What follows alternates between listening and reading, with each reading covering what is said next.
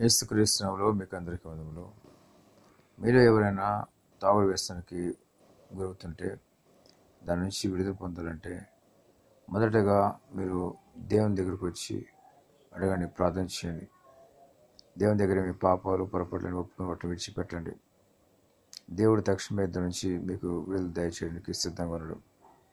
విడుదల అంటే కొన్నిసార్లు ఇన్స్టెంట్గా విడుదల పొందుతారు కొంతమంది.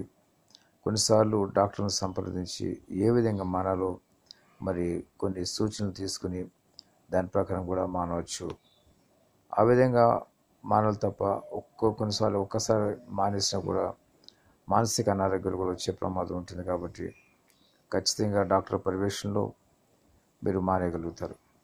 మానటానికి దేవుడు శక్తి ఇస్తాడు, మానడానికి మానే మనసును కూడా దేవుడు ఇస్తాడు. కాబట్టి ఆ విధంగా ముందుకు సాగండి. ఖచ్చితంగా మీరు గొప్ప విజయం చూస్తారు.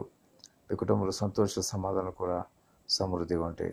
మొదటగా దేవుని దగ్గరికి వచ్చి ప్రార్థన చేయండి. అప్పుడు దేవుడు అన్ని కూడా మీకు సమకూరుస్తాడు, ఏర్పరుస్తాడు, మీకు వాటి నుంచి విడుదల దయచేస్తాడు. దేవుడి మాట దీవించి ఆశ్రయించుగాక. ఆమేన్.